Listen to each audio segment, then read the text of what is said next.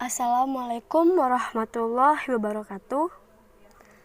Kami dari kelompok 8 yang beranggota Eliza Agustina dan Nofriansyah ingin memulai presentasi kami.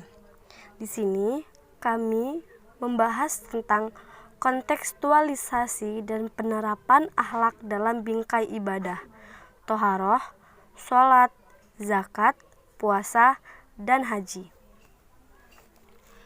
Yang pertama, kita akan membahas konteks dan peranan akhlak ibadah toharoh. Berbicara tentang toharoh tidak selalu berhubungan dengan sah batal menurut hukum fikih, tetapi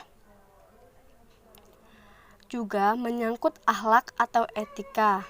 Oleh sebab itu, Imam Al-Ghazali membagi toharoh menjadi 4 tingkatan. Yang pertama, menyucikan diri dari hadas. Yang kedua, menyucikan diri dari dosa. Yang ketiga, menyucikan hati dari akhlak tercela. Yang keempat, menyucikan inti hati atau al-sir dari selain Allah Subhanahu wa Ta'ala.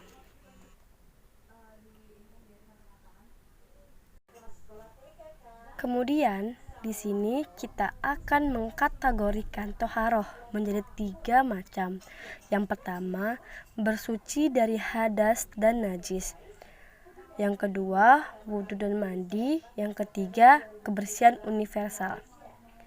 Untuk yang pertama, bersuci dari hadas dan najis, Nabi kita Rasulullah SAW mengajarkan kita sejumlah akhlak terkait buang air besar maupun buang air kecil. Seperti apa? Buang air dilakukan di tempat tertutup, tidak membuka aurat hingga sampai ke lokasi, tidak menghadap kiblat maupun membelakangi kiblat, tidak buang air yang menggenang di bawah tanaman berbuah maupun lubang yang dikhawatirkan dihuni oleh binatang. Kemudian, ketika masuk toilet, hendaknya mendahulukan kaki kiri dan keluar toilet dengan mendahulukan kaki kanan. Kemudian, tidak boleh buang air kecil dalam keadaan berdiri.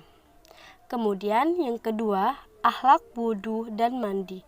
Rasulullah SAW di luar toilet senantiasa dalam keadaan wudhu. Beliau bersabda, hanya orang muslim yang menjaga wudhunya. Di antara etika wudhu yang diajarkan oleh Nabi SAW, sebelum berwudhu hendaknya bersiwak atau menggosok gigi.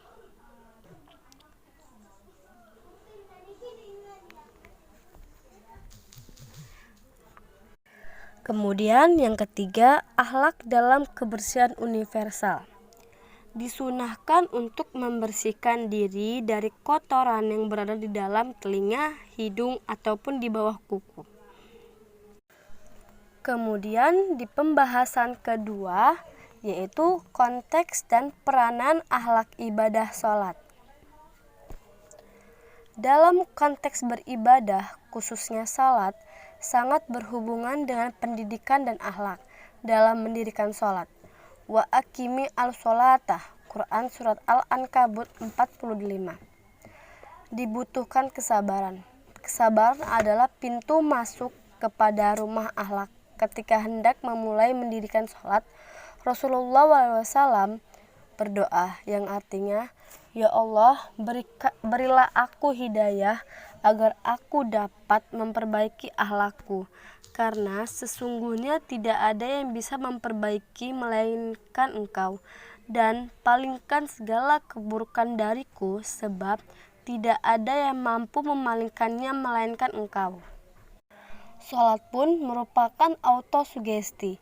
Autosugesti adalah suatu upaya membimbing diri pribadi melalui proses pengulangan rangkaian ucapan secara rahasia kepada diri sendiri, sehingga memupuk keyakinan diri untuk selalu berbuat baik dan lebih baik lagi.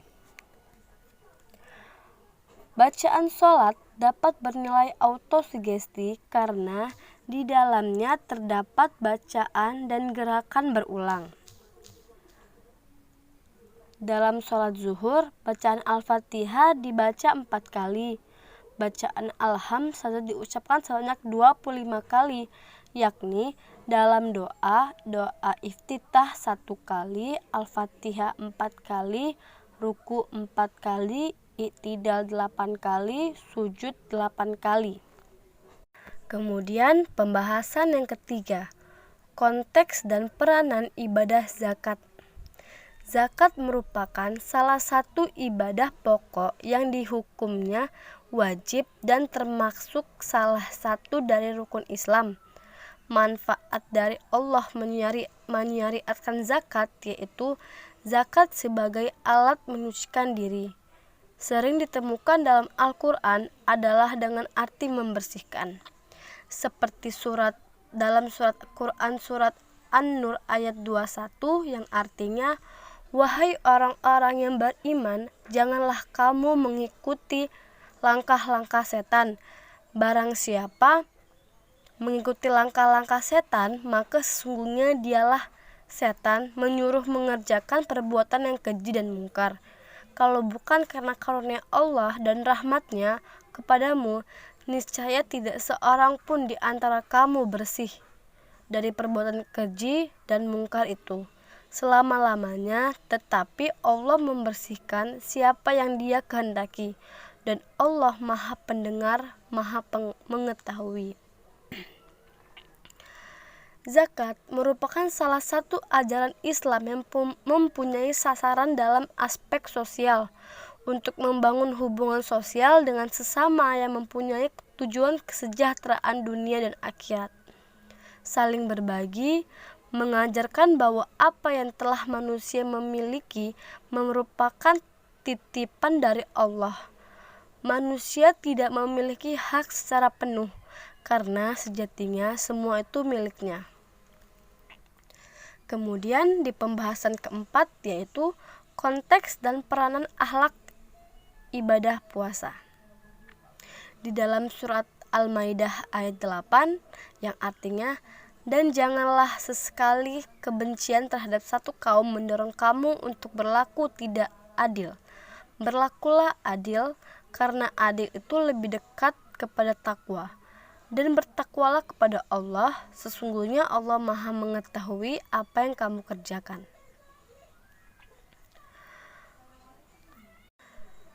Akhlak al-mahmudah atau akhlak yang terpuji itu kata kunci yang patut diberikan kepada orang-orang yang melaksanakan puasa sesuai dengan ajaran Islam. Puasa tidak hanya meninggalkan makan dan minum serta hubungan suami istri di siang Ramadan, tetapi juga menjaga dari segala membatalkan pahala puasa, menjaga lidah dari dusta, ghibah atau menceritakan keburukan orang lain, animah atau adu domba, sumpah palsu, dan memandang dengan syahwat. Menjaga lidah dari perkataan kotor sangat ditekankan ketika berpuasa. Artinya, orang yang sedang menjalani puasa itu harus menjaga lidahnya dari perkataan yang tidak pantas. Kemudian pembahasan terakhir yaitu konteks dan peranan akhlak ibadah haji. Haji merupakan bagian dari rukun Islam. Haji adalah wajib bagi muslim yang mempunyai kesanggupan.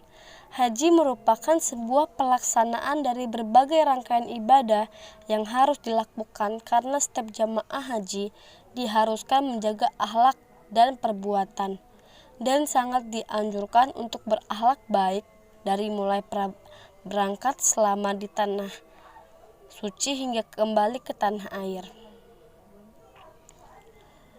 Sebab pada hakikatnya orang yang sedang menunaikan ibadah haji sedang menjalani pengembelengan akhlak, sehingga bila ia benar-benar menjalani ibadah ini dengan baik, maka niscaya akan ada perubahan pada kepribadian dan perilakunya.